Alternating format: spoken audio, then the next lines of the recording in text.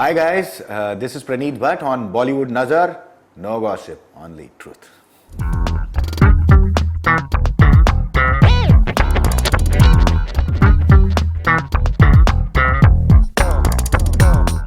हर कहानी का सबसे इम्पॉर्टेंट और स्ट्रॉन्ग कैरेक्टर होता है जो हीरो से भी लड़ने को तैयार हो जाता है, और वो होता है एक विलन। वैसे तुम्हारी इंडस्ट्री में बहुत सारे विलन्स हैं, लेकिन महाभारत के शकुनी मामा जैसा विलन आज तक कोई नहीं बन पाया है। और आज हमारे साथ मौजूद है महाभारत के वही शकुनी मामा। खैर, अब तक तो आप समझ गए होंगे कि हम बात कर रहे हैं प्रणीत भट्ट की। प्रणीत, वेलकम टू बॉलीवुड नजर। Thank you very much. Thank you guys. काफ़ी अच्छा सेटअप है यहाँ पे. Thank you so much. I had a very good warm welcome here, and I'm glad I'm here. Thank you. Praneet, शुरुआत करते हैं। जैसे बहुत कम लोग जानते हैं कि आप मैकेनिकल इंजीनियर हैं। जी। तो ये कैसे हुआ, मैकेनिकल इंजीनियर से एक शकुनी मामा का रूप धारण के लिए कैसे हुआ ये सब? पढ़ाई का बहुत शौक था बचपन से. Maths physics is like my passion. आज भी मैं ऑटोमोबाइल से बहुत फैसिनेटेड होता हूँ. दुनिया में क्या चल रहा है, टेक्नोलॉजी कहाँ है, where is space going on. So I like to read, I like to study. तो एक्चुअली मैं 12th के बाद मैंने सोचा था मैं आर्ट्स करूँगा घर पे ही. मेरी मदर ने मेरे को बोला कि you are so good with physics and mathematics, तुम्हारे अच्छे मार्क्स है, you are getting scholarship and आप जाके इंजीनियरिंग कर सकते हो, एक्टर ही बनना है ना आपको. तो उस दिन मैंने कहा हाँ. तो बोला तो पढ़ा लिखा इंजीनियर बनो, उसके बाद एक्टिंग करना, पढ़े लिखे एक्टर बनो. क्या तो मैं एक्चुअली NSD जाना चाहता था. खैर हम लोग फिर मैं पढ़ने के लिए नासिक आया KK कॉलेज में.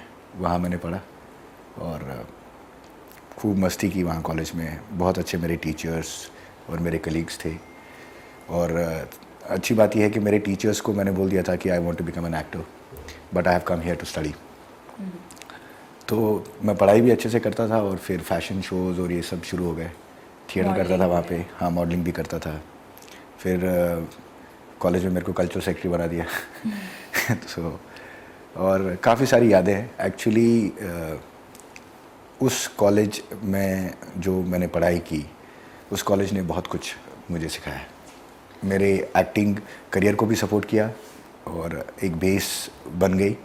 और I think I became a good mechanical engineer. उसके बाद मैंने विप्रो में काम किया. That was my first and last job. मतलब काफ़ी क्लियर थे आप अपनी करियर को लेकर, ऐसा कहा जा सकता है. जी. अच्छा, अब पहला डेब्यू था आपका मस्त है ज़िंदगी का शो था. जी. कैसे वो मिला, कैसे शुरुआत हुई? I'll say thanks to Ekta Kapoor ma'am, and that was the only show I did with Balaji Telefilms. और एक कॉन्टेस्ट था MTV का. तो मेरी सिस्टर ने मेरे को बोला कि भैया यार, अगर आप एक्टर बनना चाहते हो तो एक कॉन्टेस्ट तो बनता है नेशनल लेवल का. तो मैंने उसको प्रॉमिस किया कि मैं जाता हूँ. मैं एक्चुअली दादर गया तो मैंने देखा एक बहुत लंबी लाइन है वहाँ पे. कम से कम 10-20 हज़ार बच्चे खड़े थे. मैंने कहा यार यहाँ तो रात हो जाएगी. छोड़ो. तो मैं जा रहा था तो वहाँ पर जो वॉचमैन था जो सबको लाइन से अंदर भेज रहा था, उसने मेरे को आवाज़ दी और बोला अरे इधर आओ. तो मैं उनके पास गया. मैंने कहा बोलिए सर. हमारे इंजीनियरिंग कॉलेज में हम सबको सर ही बोलते हैं. हमसे सीनियर जो भी होगा तो वी कॉल सर. तो मैंने कहा सर कहिए. तो बोले कहाँ जा रहे हो तुम? मैंने कहा मैं घर जा रहा हूँ. बोले क्यों? तुम ऑडिशन के लिए आए हो ना? मैंने कहा हाँ ऑडिशन के लिए तो आया, लेकिन आप लाइन देखो. तो बोला नहीं तुम उधर नहीं, इधर अंदर जाओ. और मेरे को ऐसे पकड़ के उन्होंने धक्का मार के अंदर भेज दिया. तो फिर क्या पता गॉड की मर्जी थी, धक्का जोर से लग गया. हाँ. तो मैंने दिया वहाँ ऑडिशन दिए. फिर नेक्स्ट राउंड के लिए मेरे को बुलाया. उसके बाद फाइनली हम 4 लड़के और कुछ 4-5 लड़कियाँ ऑल ओवर इंडिया सेलेक्ट हुए. और वो शो हमने एकता मैम के साथ किया. बहुत मज़ा आया. वहाँ सीखने को बहुत कुछ मिला. लेकिन unfortunately that show didn't made any money for Ekta ma'am. वो 6 महीने में बंद हो गया. तो उसके बाद फिर मैंने थिएटर ज्वाइन किया. I wanted to seriously venture and understand acting क्या है, ताकि आगे जीवन में कभी कोई ब्रेक दे तो उसका पैसा बर्बाद ना करूँ. शकुनी मामा का जो किरदार था आपका, लोग आपको पहचानने लगे, आपका जो किरदार है लोगों के जहन में अभी भी है जी। तो कैसे मिला ये रोल और मतलब कितना एक्साइटमेंट था, क्या रिएक्शन था आपका इस रोल के लिए? मेरे फ्रेंड है शक्ति सागर साहब, और वो प्रोड्यूस कर रहे थे एक शो सोनी के लिए, आनंद जी के बेटे, आनंद सागर जी के बेटे। तो आनंद जी प्रोड्यूसर थे, शक्ति साहब उसके क्रिएटिव डायरेक्टर थे, और दीपाली जिंजापा मेरी फ्रेंड है, उन्होंने वो लिखा था, और फैजल अख्तर, कमाल टीम, उन्होंने एक शो लिखा था हैरी पॉटर और लॉर्ड ऑफ द रिंग्स को कंबाइन करके, अच्छा। और school of super natural kids.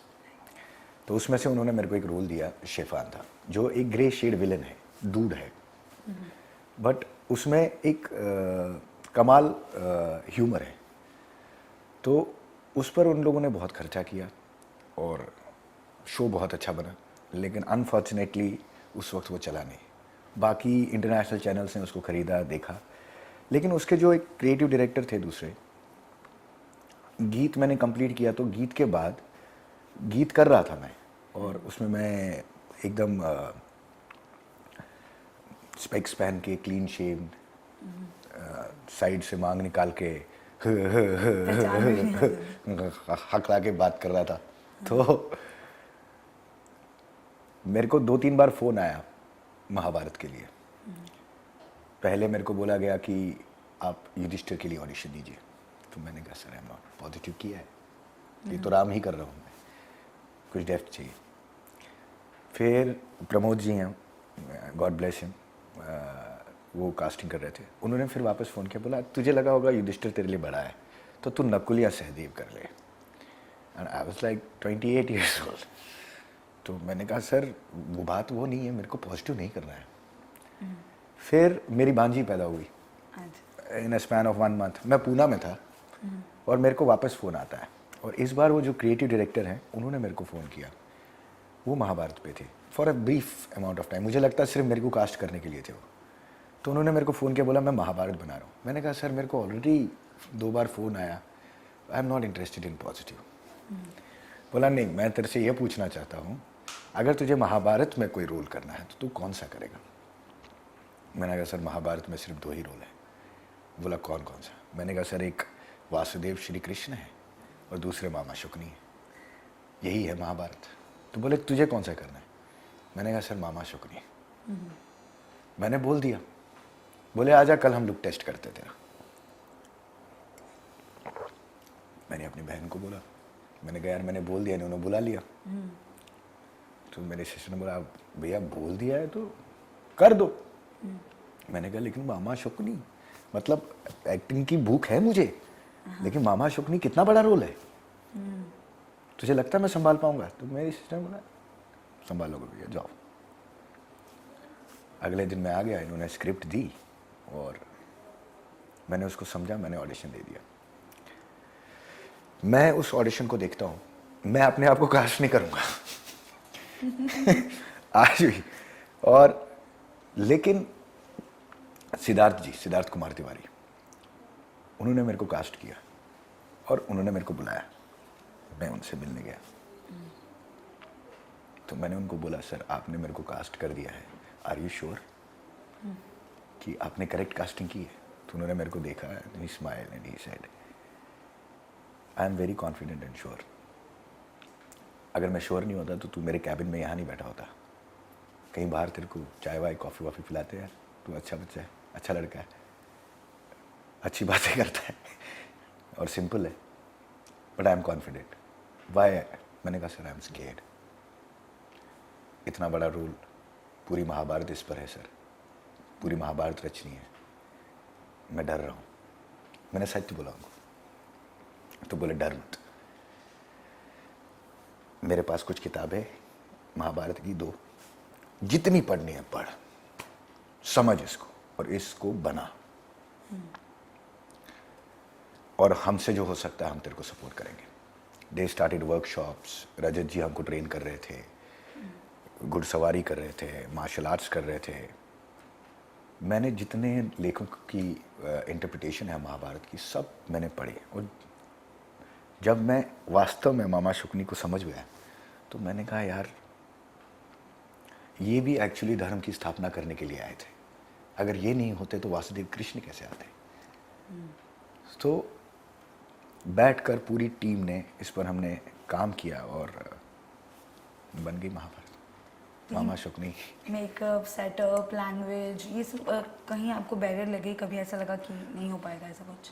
मैंने बताया आपको, मैं डरा, लेकिन जब मैंने पढ़ना शुरू किया मैंने कहा कि करना है। अब एक डायरेक्टर, प्रोड्यूसर आप पर भरोसा करता है, एक राइटर आप पे भरोसा करता है, इट्स अ टीम वर्क।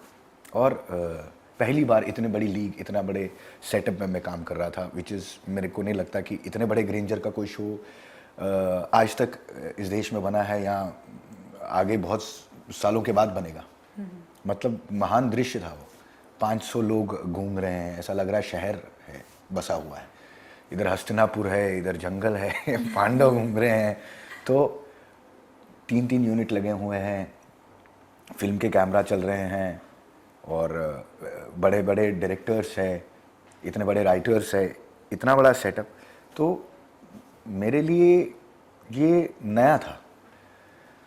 तो लेकिन इन लोगों ने मेरे पे भरोसा किया, मैं भी पीछे नहीं हटा और मैंने कहा कि नहीं, मैं तो इसको करके ही छोड़ूंगा। और हमने एक ऑनेस्ट अप्रोच रखी, महाभारत को समझने की कोशिश की। 1.5 साल मैंने इस पर ट्रेनिंग की, कुछ नहीं किया, दाढ़ी बढ़ाई। जो मैंने कहा इस पे दाढ़ी चिपकाएंगे तो मज़ा नहीं आएगा, हंसेगा तो दाढ़ी निकल आएगी और इसको हंसना है, फेक सा लगेगा, फेक लगेगा। और he has to be rubber faced, मतलब आपसे ऐसे बात कर रहा है और इधर इसको आँख मेरे बच्चे सो इतनी सारी शेड्स है उसमें। मतलब एक 19 ईयर ओल्ड प्रिंस से लेके एक 85 ईयर ओल्ड डिप्लोमैट जाके मरते हैं वो पूरी महाभारत, राइट। वो एक बेटे हैं, एक भाई है और फिर एक ट्रॉमा में पागल हो जाते हैं अपनी बहन के दुख में। उसके बाद फिर एक मामा बनते हैं, फिर एक डिप्लोमैट बनते हैं, फिर तो चौसर ही खेल दी उन्होंने। उसके बाद फिर भी बचा रहे हैं। संसार के इतने बड़े डिप्लोमैट बनते हैं, वासुदेव कृष्ण से सामने सामने बात कर रहे, बोलते आप उनकी तरफ क्यों, मेरी तरफ रहो। तो इतने सारी शेड्स थी। तो मैंने कहा कि इसको समझना बहुत आवश्यक है। अगर इसको हमने समझा नहीं कि ये क्या कैरेक्टर है, मैं जी नहीं पाऊंगा। तो वो ऑनेस्ट अप्रोच रखी, हमने महाभारत समझी। सिद्धार्थ जी ने एक बात बोली थी मेरे को, बोला जब तक महाभारत तुम्हें समझ में नहीं आएगी ना, तब तक ये होगी नहीं, तब तक ये बन ही नहीं सकती।